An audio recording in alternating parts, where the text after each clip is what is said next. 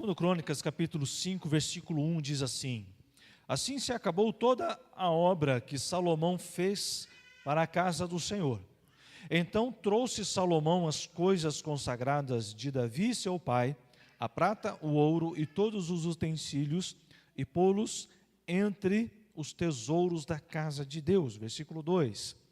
Então Salomão convocou Jerusalém, os anciãos de Israel e todos os chefes das tribos, os príncipes dos pais, entre os filhos de Israel, para fazerem subir a arca do concerto do Senhor da cidade de Davi, que é Sião, para o templo.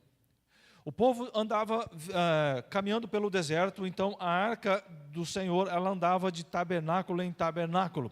Quando eles paravam o acampamento, armavam o acampamento, e era lá 3,5 milhões de pessoas aproximadamente, armavam todas as tendas e tal, aquela coisa toda, e o tabernáculo, ele era montado fora do acampamento.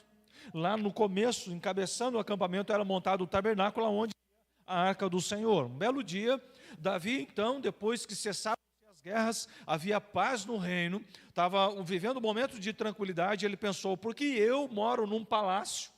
Porque eu moro numa casa suntuosa e a arca do meu Deus está numa tenda? Farei então um templo suntuoso, maravilhoso, para que a arca então possa ser então colocada neste lugar. E Deus então aparece a Davi e diz assim: Davi, suas mãos estão sujas de sangue. É mais coerente você pensar que o sangue que sujava a mão de Davi era o sangue de Urias, não das guerras que Deus mandou que ele travasse. E com as mãos sujas de sangue, então ele não poderia erguer esse tabernáculo, esse templo, para que a arca de Deus então pudesse, a presença de Deus tivesse um local específico para ele vir e encher o coração do povo. É natural que qualquer pessoa que passe por uma decepção dessa envergadura vai dizer assim: já que eu não posso brincar, então leva a bola embora. Já ouviu falar disso ou não? Davi poderia ter dito assim: tá bom, então o outro que vier que se vire. O outro, então, dá os seus pulos para fazer, não é? Já que eu não vou poder fazer, então o outro que... Deus não disse para ele fazer nada. Mas o coração de Davi, como diz a palavra de Deus, que era um coração segundo o coração de Deus. Um homem segundo o coração de Deus, ele tinha a sua alma impregnada da presença de Deus.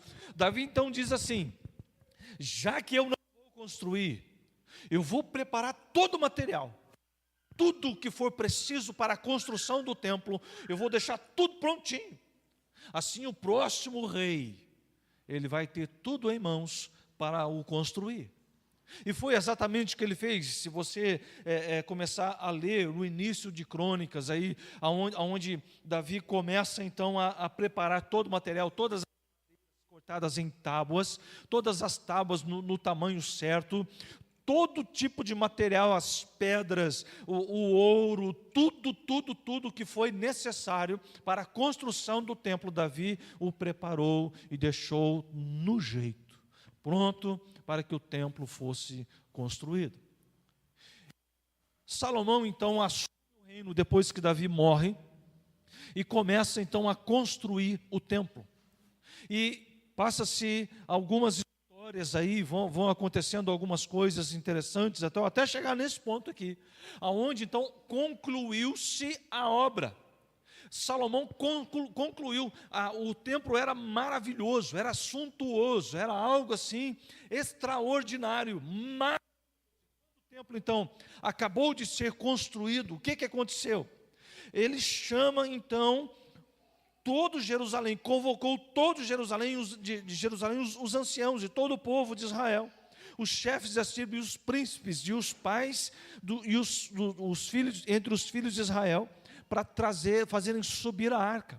Vamos então até Sião, que é onde está a casa de Davi, e vamos trazer a arca até o templo. Notem que esse era o momento, o ápice do relacionamento entre o povo e Deus. O relacionamento de Deus com o povo que estava tranquilo, estava tudo em ordem. E de repente agora, depois de construído, faltava um movimento apenas, era só trazer então a arca. Chama os anciãos, os pais da igreja, e vamos lá, capítulo 5, a partir do versículo 10. Na arca havia senão somente duas tábuas, as duas tábuas que Moisés tinha posto junto a Horebe, quando o Senhor fez o concerto com os filhos de Israel, saindo eles do Egito. E sucedeu, versículo 11, sucedeu que saindo os sacerdotes do santuário, porque os sacerdotes que se achavam se santificaram, sem guardarem suas turmas. O que aconteceu aqui é o seguinte: haviam aproximadamente 8.000 sacerdotes. Então eles tinham o turno deles. Quem é que tinha que se santificar? Quem estava no turno. É sua vez de estar lá. Então ele tinha que se santificar, ele tinha que trocar suas vestes, tal, aquela coisa toda. Eles não respeitaram isso. O que acontece é que todos eles foram para o templo e se santificaram ao Senhor.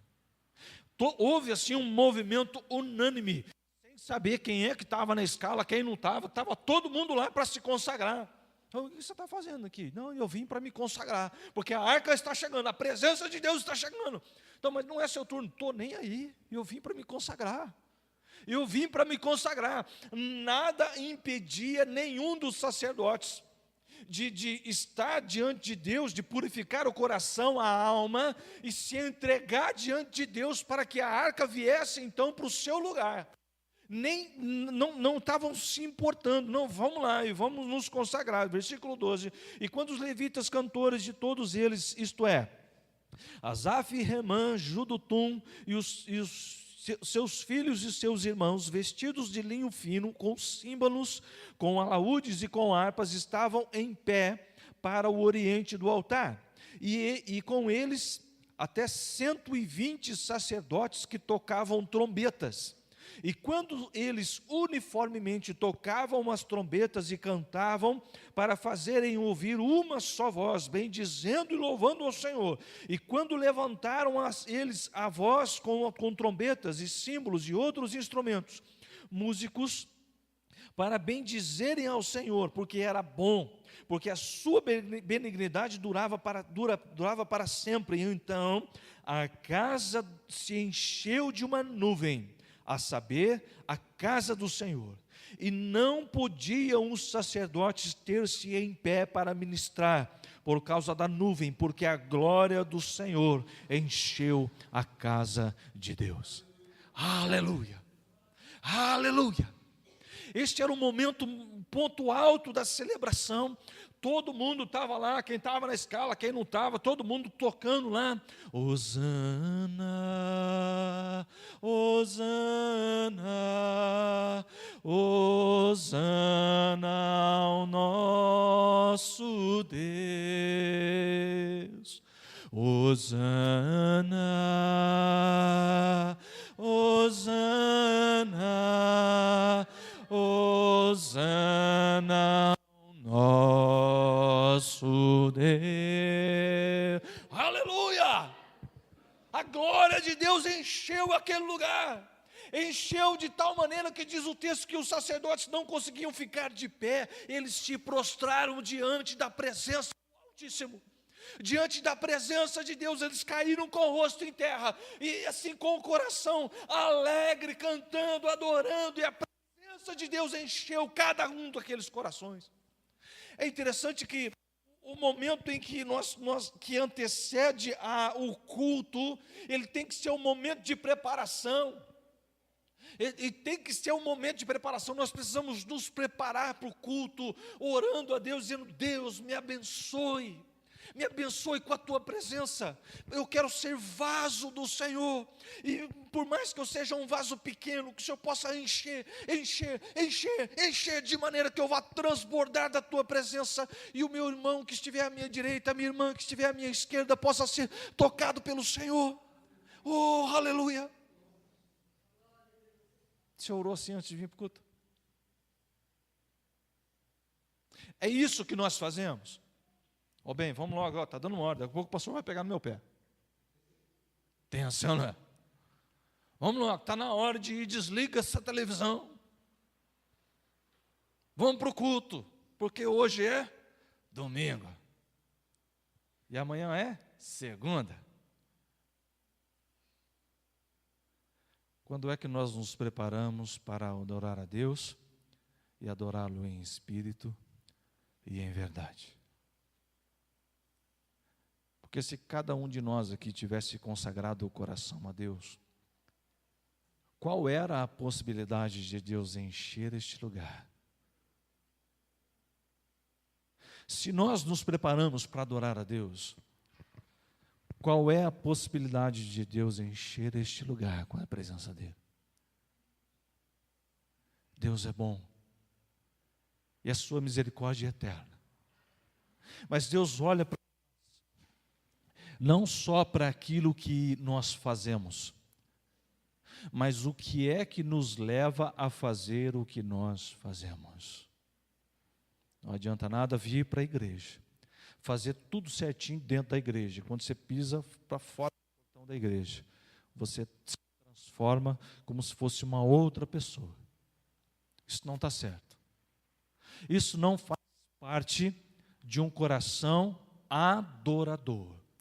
Isso faz parte de uma vida que se rende aos pés do Senhor.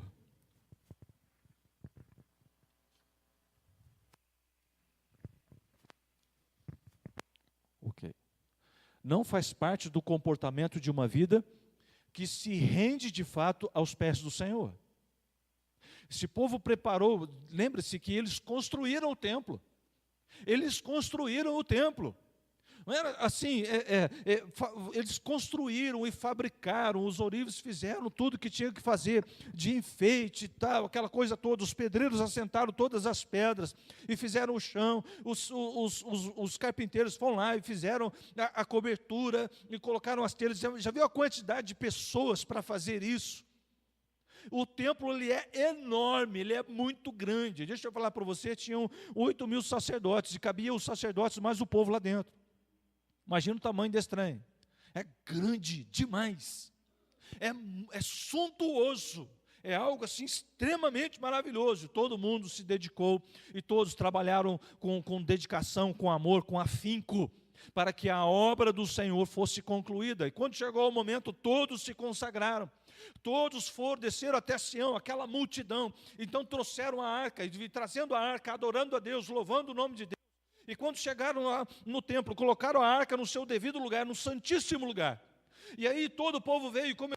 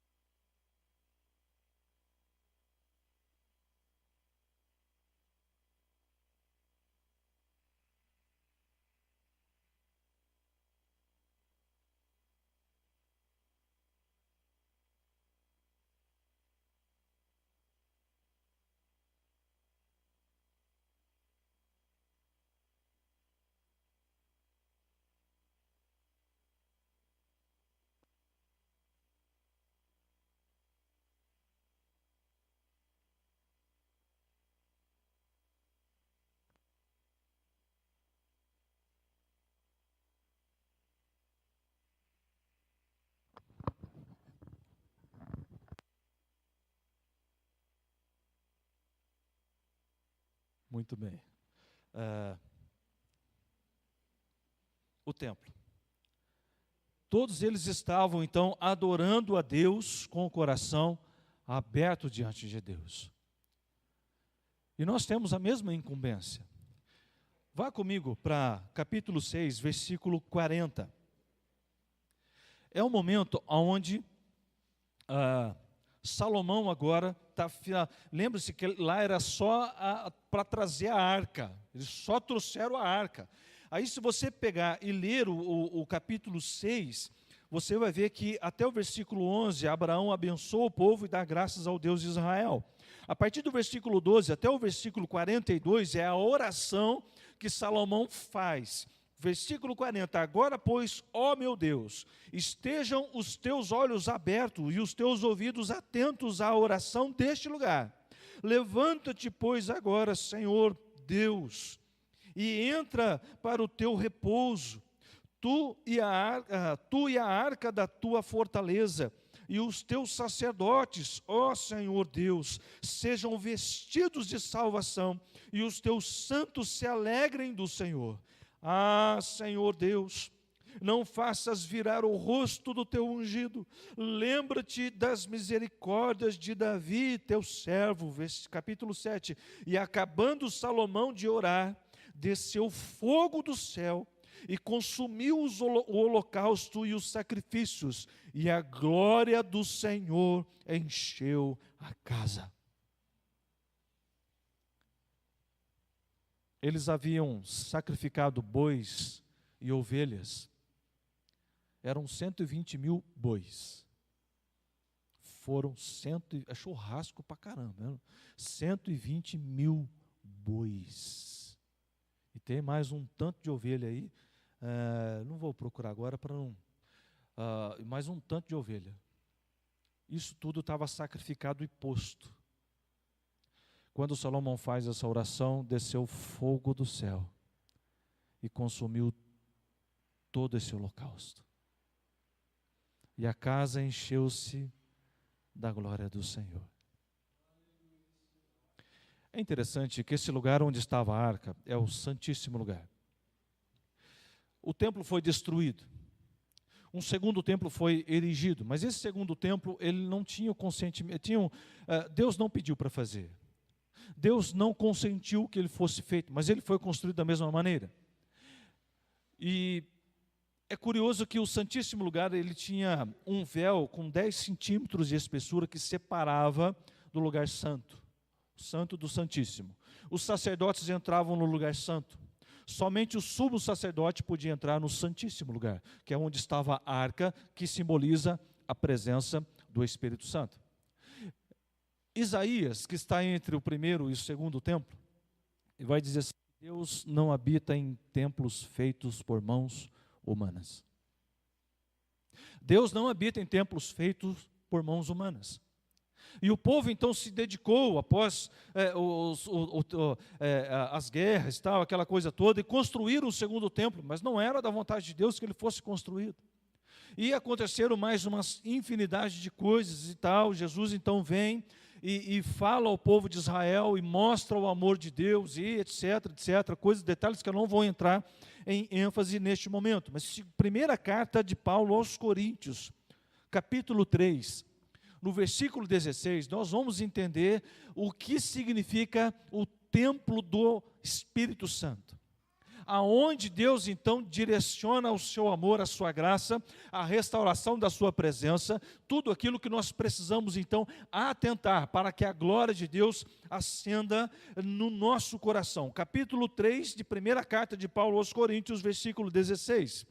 Todos acharam? Diz assim: Não sabeis vós que sois o templo de Deus e que o Espírito de Deus habita em vós? Você sabia que templo do Espírito Santo é você? Amém, gente? Vocês estão aí ou não? Você deveria ser templo do Espírito Santo. Você deveria estar preparado para receber a presença do Espírito Santo. Por que nós não temos o Espírito Santo? Ou temos? Se temos, por que pecamos? Se pecamos é porque não temos. A lógica é simples. Se nós vivemos na prática do pecado, significa que o Espírito Santo ele não habita. Uma coisa é o Espírito Santo estar com, a outra é o Espírito Santo estar em.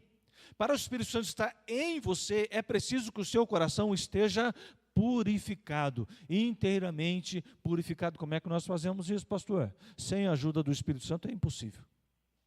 Sem a ajuda do Espírito Santo é impossível. Por quê? Porque a nossa mentalidade, a nossa visão de reino, a nossa visão de mundo, ela difere da visão que Deus tem acerca de reino. A visão que Deus tem para nós é que nós sejamos templos do Espírito Santo. E para ser templo do Espírito Santo eu preciso viver uma vida de santidade. Viver uma vida de santidade é a cada dia mais longe do pecado, mais perto de Deus.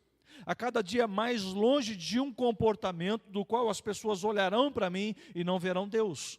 Então eu vou deixando esse comportamento de lado. Eu mentia, hoje eu não minto mais. Eu roubava, hoje eu não roubo mais. Eu fazia coisas que desagradavam a Deus, hoje eu não faço mais. Hoje a minha vida ela é um reflexo da vontade de Deus. E como é que ela vai refletir a vontade de Deus se não há luz nenhuma dentro do meu coração? Nós precisamos ter a luz de Cristo. E para ter a luz de Cristo, nós precisamos entender quem nós somos em Deus. E Jesus é o único caminho que nos leva à presença de Deus. E quando nós estamos buscando a presença de Jesus, através de oração, de jejum, de consagração, de leitura da palavra, de adoração espontânea, adoração que reflita de fato a glória de Deus. Não adianta você cantar Espírito, Espírito, que desce como um fogo. Pô, é legal cantar, é bacana. Mas o que nós estamos vivendo para que isso se torne uma realidade na nossa vida? Como é que eu estou vivendo no meu dia a dia para que isso de fato se torne realidade? Para a gente sair do mundo da fantasia e entrar no mundo real, onde Deus ele fala e você ouve, você escuta. A voz de Deus é audível. Se Deus falou com os profetas, Deus pode falar conosco hoje. Sim ou não? É claro que sim, Deus é o mesmo, Deus não mudou. Mas por que é tão difícil ouvir a voz de Deus, pastor? É porque nosso coração está com tanto barulho das nossas próprias vozes, barulho dos nossos próprios desejos, barulho das nossas próprias picuinhas. Esse som que muitas vezes impede que nós ouçamos a voz de Deus, muitas vezes ele é produzido por nós mesmos. Estamos produzindo um ruído, e esse ruído ele é tão alto, ele é tão gritante, que ele nos empolga, ele nos aquece, e nos faz trabalhar em prol de nós mesmos. Estamos esquecendo a palavra de Deus, estamos esquecendo de orar, estamos esquecendo de viver. Aí trocamos a glória de Deus por um prato de sopa, por um repasto de lentilha. Você pensa assim, mas é impossível alguém fazer esse tipo de coisa. Não é, não, senhor. Não é. Porque muitas vezes nós trocamos a glória de Deus por coisas fúteis. Vou dar só uma olhadinha no Facebook. 2 horas foram embora. Não dá mais tempo de ler, tenho que dormir. Aí vou ler um versículo, né? João 11:35. Jesus chorou. Senhor, tu sabes todas as coisas, amém. E vai dormir. E aí depois começa a dizer assim, Deus, o Senhor não ouve a minha oração. Você não ora, você quer que Deus ouça o quê?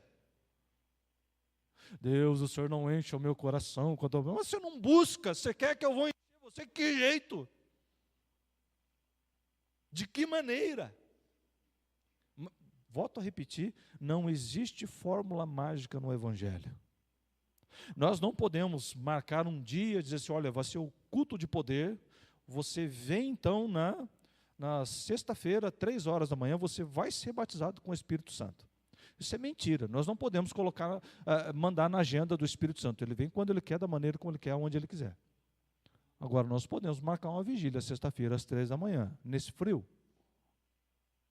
Quantas pessoas viriam? Você ia mesmo sair da sua casa do cobertor quentinho? Enfiar uma touca na cabeça para não precisar pentear o cabelo? Glória a Deus, aleluia. Né? E vem para a oração, aí chega aqui. Está entendendo? Percebe o que a glória de Deus fez no coração daquele povo? Uma multidão adorando e cantando Hosana, Hosana, bendito é o Senhor, bendito és tu, Senhor, aleluia, glórias ao Deus Todo-Poderoso. E aí quando eles estavam, não era a canção que fez, não foi a canção que fez aquilo, mas eram todos uma alma e um coração. Eles estavam unidos na alma e adoravam a Deus na inspiração da presença do Senhor, com tanta intensidade, com tanta honestidade. A nuvem encheu aquele lugar. E quando a nuvem encheu aquele lugar, eles prostraram com o rosto em terra. Sabe por quê? Não dá para ficar em pé na presença de Deus. Não dá. Não dá. Não dá. É tão A lógica do amor de Deus é tão diferente da nossa lógica. Porque Deus, Ele nos ama a tal ponto que Ele nos perdoa, independente do que você tenha feito. E por que é que Deus nos perdoa? Porque Ele quer que nós tenhamos uma mente purificada, um coração purificado. Por que razão Deus quer isso para nós? Para que Ele, o Deus Altíssimo, Todo-Poderoso, Ele possa vir até nós e encher a nossa alma e habitar o nosso coração. Porque, como diz o texto de Coríntios, você não sabe que você é templo de Deus? Por quê? Porque Deus não habita em templos feitos por mãos humanas. Deus não habita em templo, em tabernáculo. Deus não habita em templo de Salomão, por mais que ele seja em São Paulo, pertinho, né? Deus não habita lá. Deus não habita em catedrais suntuosas. Deus não habita na capela de São Pedro, lá em Roma. Deus não habita lá. Deus habita aqui. Deus habita num coração disposto a renunciar. Não dá para... a lei da física vale para o mundo espiritual. Dois corpos não podem ocupar o mesmo lugar no espaço. Espiritualmente é a mesma regra.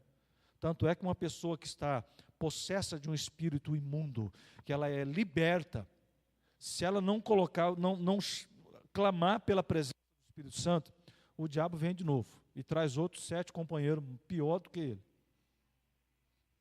O espírito sai, passeia por lugares áridos, não achando lugar onde repousar, ele volta para a sua casa antiga, encontrando a casa limpa e adornada, ele sai de novo e traz outros 7 companheiros, piores do que ele. Então o resultado último é pior do que o resultado que estava. É tenso pra caramba. Está liberto, está liberto. Escuta, o que estava dentro de você era um trem ruim pra caramba. Quer se livrar disso? Quero. Você precisa de Jesus. Mas como é que esse precisar de Jesus? É reconhecer que sem Jesus eu não posso me aproximar de Deus. É reconhecer que a minha vida, se eu viver a minha vida à minha maneira, isso é um indício de rebeldia de Deus. Mas pastor, eu tenho que me arrepender de quê? Eu sou um cara tão bom. Eu até dou cesta básica para os pobres, eu dou esmola, eu vivo bem, eu não bebo, eu não mato, eu não roubo, eu não fumo, não uso droga. E mais umas outras coisas. Eu sou bem certinho com as minhas coisas, eu sou direitinho, eu não mexo com ninguém. Será que eu não vou para o céu? Não vai. Se você não se arrepender, mas arrepender de quê? Arrepender-se de viver a minha maneira, do meu jeito, do jeito que eu gosto. Na realidade, Deus quer que você viva do jeito dele. Como é que é viver do jeito dele? De acordo com a palavra. Rogo-vos, pois, irmãos, pelas misericórdias de Deus, que apresenteis os vossos corpos por sacrifício vivo, santo e agradável a Deus. Ninguém pode fazer isso por você. Ninguém pode fazer isso por você. Quem tem que apresentar-se diante de Deus é você. Deus quer habitar o seu coração. Deus quer preencher a sua alma. E quando isso está diante de nós, não adianta, só o arrependimento me aproxima de Deus. Porque sem arrependimento não há perdão de pecados. Se você não se arrepender da bobagem que você fez, como é que você vai receber perdão? Vai perder o quê? Você não se sente arrependido. É como um camarada que tem a mente psicopata. Ele não se arrepende daquilo que ele faz, porque ele acha que ele está certo, porque ele tem o direito de ser feliz. Isso é humanismo. Isso só piorou a situação dos psicopatas, né? Mas o que ele faz, ele não se importa com o outro. Ele pisa em cima de um, pisa em cima de dois, pisa em cima. O importante é ele chegar lá em cima. Os outros são os outros. E aí nós olhamos para a nossa vida com Deus. Não, Deus, eu quero continuar assistindo a minha novela. Eu quero continuar jogando no bicho. Eu quero continuar com a minha amante. Eu quero continuar com o meu amante. Eu quero continuar roubando aquele dinheirinho da firma, porque aquilo dá um complemento assim no meu salário, que ó, top. É nota 10. E isso não tem nada a ver com Deus. E aí nós oramos e, Deus, por que o Senhor não me enche com a tua glória? Cuidado, meu irmão. Se Deus pesar a mão, a coisa vai ficar tensa pra caramba. Graças a Deus que Deus não está pronto, não faz isso. Deus pode, mas Ele não faz. Por qual finalidade? Deus quer habitar o seu coração. Porque como diz o texto de Coríntios, 1 Coríntios capítulo 3, e que o Espírito de Deus habita. Sabe o que é habitar? É ter um conhecimento tão claro do mapa de onde você está, que fica fácil. Você vai falar com... Homem tem mais facilidade para guardar caminho do que mulher. Depois que a mulher fez o mesmo caminho umas 70 vezes, ela guarda. Né? O homem tem uma mente mais... Desculpa, mas é fato.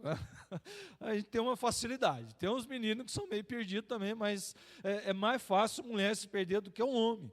Porque quando você decora o caminho, fica fácil, todo dia faz aquele caminho, todo dia, você grava o caminho. Isso você está habituado ao caminho. É o exemplo que eu gosto de citar, que é muito simples, é você acordar 3 horas da manhã para ir ao banheiro, não acender a luz e não chutar a quina do guarda-roupa. Por quê? Porque você já tem tudo desenhado, você levanta devagarzinho, estende a mão e tal, achou o guarda-roupa, eu já tracei a linha lateral ao guarda-roupa, eu sei que eu tenho que dar 4 passos até chegar à porta, aí eu ponho a mão na parede, acho o friso da porta, desço até a alavanca, abro cuidadosamente, saio, fecho, faço o que eu tenho que fazer e volto, sem chutar nada. Por quê? Habita. Você habita aquilo. Você está tão acostumado com as coisas, você pega aquela camisa branca, onde está? Debaixo da preta, na gaveta do meio. Você sabe qual que é. Você vai direitinho no endereço. Não é? Eu odeio pegar roupa para os outros. Eu não sei onde está. As minhas eu sei onde estão, tudo. Eu sei as 3 gavetas que eu tenho. Meia está embaixo, camisa de correr está aqui, tal, bermuda está aqui, camisa está lá, tal. Eu sei onde está tudo. Aí quando vem alguém fazer faxina e passa roupa e guarda a roupa, Jesus, perco tudo, até eu me sintonizar de novo, está habituado com aquilo. Como é quando o Espírito Santo chega diante de você? Ele tem liberdade de entrar no seu coração, penetrar sua alma, ele sabe aonde ele vai, conhece todos os quartinhos do seu coração, da sua alma. Tem alguma gaveta que ele não pode mexer? Tem alguma salinha que está trancada a 7 chaves. E aquela ali você diz assim, aqui não. Isso aqui eu não posso mexer, porque se eu mexer aqui vai feder. Se eu abrir isso aqui, alguém descobrir isso na minha vida desmorona. Minha vida acaba. Então você não quer o Espírito Santo, você quer viver a sua vida. Você não quer mudar de vida, você quer continuar do jeito que você está, contanto que Deus te abençoe. Isso é a religiosidade depois da pós-modernidade. A religiosidade de hoje prega um conceito assim, Deus tem aquela história assim, me perdoe, Deus me perdoa, mas assim, Deus é rei, né? Então eu sou príncipe. Eu não sei quem foi que inventou essa balela, mas isso não está na Bíblia. Isso não está na Bíblia. Deus é Pai, eu sou servo de Deus. Eu sou aceito como filho através de Jesus Cristo. E ser aceito como filho, só existe um caminho, é esvaziar-se de mim mesmo. Como que começa esse esvaziamento do eu? Rendendo-se diante do Senhor. Tudo, ó Cristo, a ti entrego o corpo e alma, eis-me aqui. Resoluto, mas submisso. Determinado.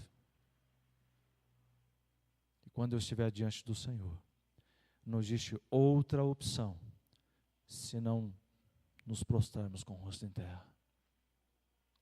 É tão maravilhoso pensar que o fim se aproxima. O fim está próximo. E quando a trombeta soar, Jesus então virá em glória, numa nuvem. E quando Jesus vier na sua glória, não adianta correr para a igreja. Depois que a trombeta soar, não haverá mais tempo para os pecadores. Escute, note com precisão cirúrgica, não é quando Jesus aparecer no céu em glória, mas quando a trombeta soar, lascou, irmão. Já era. Não vai adiantar sair correndo procurando um pastor, uma Bíblia, uma igreja para querer aceitar Jesus, não adianta. Não vai adiantar mais. Porque o Evangelho está sendo pregado em todo o mundo. O Evangelho tem sido pregado de maneira assim, arrebatadora. Nações e nações têm reconhecido o Senhor Jesus. Homens e mulheres têm se convertido a Deus nos lugares mais longínquos, mais remotos que você imagina, que você possa imaginar. E pessoas inimagináveis, que assim, ninguém poderia imaginar que alguém dessa categoria pudesse render-se aos pés de Jesus, estão se rendendo, estão sendo transformados dia a dia, momento após momento, pela graça e misericórdia de Deus e pela palavra de Deus que tem sido pregada. E aí nós estamos vivendo num contexto religioso evangélico, dia após dia, semana após semana, estamos ouvindo a palavra de Deus. E ouvindo, mas estamos com o coração endurecido. A alma está impermeável. Deus não consegue, a palavra de Deus não penetra na nossa alma, porque nós queremos viver do nosso jeito. Nós queremos viver a nossa maneira. E aí não entendemos por que as coisas não acontecem. Meu Deus está aqui. Deus quer habitar a sua alma, Deus quer habitar o seu coração, Deus quer entrar e fazer morada. Eu ouvia o professor Gilson, mestre Gilson, saudoso mestre Gilson, já faleceu. Ele dizia assim: o amor é violento. É contraditório isso. Como pode o amor ser violento? Não, o amor é violento. Porque quando o amor de fato entra no nosso coração, ele vai expurgar tudo que não é de Deus. Ele põe para fora tudo aquilo que não é de Deus. 1 João, capítulo 4, versículo 18, diz lá: no perfeito amor não há medo, porque o perfeito amor lança fora o medo. Que medo é esse? O medo da morte. O medo da morte. A morte continua sendo um dilema para quem está vivo. Porque todos nós vamos morrer, isso é fato. Se Jesus não voltar antes, morre. Porque morrer faz parte da vida. Mas quando nós temos a presença do Espírito Santo, a morte não nos assusta. Quem quer ir para o céu? Levanta a mão. Ninguém quer morrer para ir, né? Todo mundo quer ir para o céu, mas ninguém quer morrer. Porque morrer é uma coisa estranha, nós não sabemos, nós não dominamos isso. Nós não sabemos como lidar com esse negócio. E não sabemos, não adianta, nós não sabemos. Quando a morte chega, nós entramos em pânico tal, e depois você vai trabalhando a ideia e você vai se acostumando, mas você nunca esquece disso. Marca. Perfeito amor lança fora até este medo. E se você ainda tem um medinho de morrer, o Espírito Santo não habita o seu coração. Se ainda há um certo receio em relação à morte, um certo medo, uma certa angústia, o medo nos mantém vivos, tá? Então, o medo em doses assim, ele nos mantém vivos. Ele é bom, ele é saudável. Mas quando ele passa dessa barreira, ele começa a ser pernicioso. Ele começa a causar mais mal do que bem. Medo da morte é natural, é só para quem está vivo, tá? Então, refrescando o seu coração. Quem tem medo de morrer é quem está vivo. Quem não está vivo não tem mais medo. Mas esse medo da morte, essa angústia perante o momento da morte, é aquele que não tem a Jesus. Então, se você tem dúvida, se você ainda é cheio do Espírito Santo ou não, se você tem medo de morrer, o Espírito Santo não habita. Simples assim. É simples assim. Se você tem medo de morrer, o Espírito Santo não habita o seu coração. Mas então, pastor, como é que eu faço? Arrependa-se. Arrependa-se. E crede no Evangelho. A mensagem que Jesus pregou, ela continua valendo até hoje. Arrependei-vos, crede em Deus, crede também em mim. A casa de meu pai há muitas moradas, se não fosse assim eu teria dito. Mas vou preparar-vos lugar e voltarei e vos levarei para mim mesmo, para que onde eu estiver, vocês também estejam. Aonde que Deus está? Na presença do Pai. Aonde que Deus quer nos levar? À presença do Pai. Mas o que nós precisamos fazer? Abrir mão. Abrir mão. Abrir mão de si mesmo. Quantos cristãos ensimesmados estão pensando que estão vivendo para Deus na maior das intensidades? Na realidade não passa de religião. Quantas pessoas estão enganadas com o Evangelho? Não, eu vou na igreja uma vez por semana, tá bom. E só pega a Bíblia para ir na igreja. Não tem uma vida de oração. Não se consagra. Nem lembra mais quando foi a última vez que fez um jejum. Nem lembra a última vez que orou. Oração de almoço é... Faça mal, faça bem, em nome de Jesus, amém. Aí não dá para esperar muito não, né? Não dá para ser muito criativo a oração de almoço, isso é fato. Mas chega de noite, depois que fez tudo que quis, fez tudo que estava na sua agenda, que é para você mesmo. Sua agenda é para você.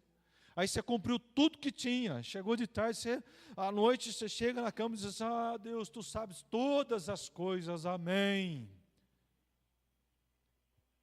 E aí não sabe por que o Espírito Santo não enche o seu coração. Aí não sabe por que Deus não responde a sua oração. Aí não sabe dizer por que a vida está a nhaca que está. Aí não sabe explicar por que pastor, por que tudo que eu faço dá errado? Sei, irmão. Está orando? Está lendo a Bíblia? Está andando com Deus? Veja bem, pastor. Precisa responder mais alguma coisa? Não, a verdade é simples. Deus não habita em templos feitos por mãos humanas. Então, Deus não está aqui nessas paredes, Ele está conosco. Conosco, igreja, nós somos igreja. E quando nós somos templo do Espírito Santo, o Espírito Santo habita em nós, o que acontece quando nós estamos todo mundo junto? O fogo de Deus desce neste lugar e toca o nosso coração, a nossa alma, queima toda a palha, queima todo o pecado e aviva o nosso coração. Amém? Você tem certeza? Vamos orar para Deus mandar fogo? Se você estiver em pecado, você vai cair duro. Tensa, né? Pastor, podemos adiar uma semana? Não sei. Quem é que vai estar vivo amanhã? Agora deu um medinho, para a verdade. Nós não sabemos. Por não saber, este é o momento. Este é o tempo. Esta é a hora. Esta é a hora. Não deixe para amanhã aquilo que você pode fazer hoje. Não adianta querer resultados diferentes fazendo sempre a mesma coisa. Muda. Quem não muda é pedra. Você pode pegar uma pedra e jogar para cima 1 milhão de vezes, pedra não aprende a pular. Você não é pedra. Você é um ser humano. Você é criação de Deus. Você é a obra-prima de Deus. E Deus caprichou em você para fazer morada no seu coração.